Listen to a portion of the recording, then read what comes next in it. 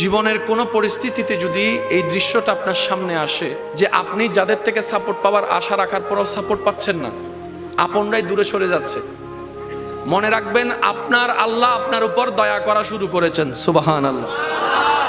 ওই বিপদ থেকে আপনি যাদের সাপোর্ট নিয়ে উঠতে চাচ্ছেন, রব চাচ্ছেন আপনাকে কেউ না করুক সাপোর্ট, আপনার আল্লাহই স্বয়ং আপনাকে সাপোর্ট করতে চাচ্ছে বলেই মানুষকে দূরে সরাই দিচ্ছে। সুবহানাল্লাহ। জীবনে যদি কখনো দেখেন কাছের মানুষ দূরে সরে যাচ্ছে, বেঈমানি করছে, দুই নাম্বারই করছে, চোখ উল্টাই ফেলছে, আপনি বুঝে নেবেন আল্লাহ তাআলা আপনাকে দুনিয়ার আসল চিত্র দেখাচ্ছে।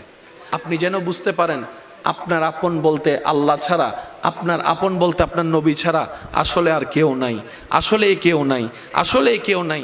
আপনার ভালোবাসার অধিকার পাওয়ার একমাত্র আল্লাহর আছে, স্রষ্টা হিসেবে নবীর আছে। আপনার উম্মত হিসেবে আপনি ভালোবাসবেন আপনার নবীকে, আপনি আল্লাহকে ভালোবাসবেন, আপনার নবীকে ভালোবাসবেন। এই বুঝটা দেওয়ার জন্য আল্লাহ অনেক সময় দুনিয়ার এই বাস্তবতা আমাদের সামনে এনে দেয়। অনেক ভাই বোন, ভাই ভাই এমনও আছে মানুষের কথার ফাঁদে পড়ে, ভুল বোঝাবুঝির কারণে কিংবা মেজাজ গরম থাকার কারণে দুই চারটা কথার শিকার হওয়ার কারণে হয়তো কোনো একটা সময় দূরত্ব হয়েছে, কিন্তু এখন একজন আরেকজনের সাথে মিলতে চায়, বসতে চায়। ওনাদের মাথায়ও চলে আসছে বাঁচবো আর কয়দিন, বুড়া তো হয়ে গেছে, কিন্তু ভাইকে এখনো বুকে জড়াতে পারলাম না, অনেক দিন হয়ে গেল। বড় ভাইয়ের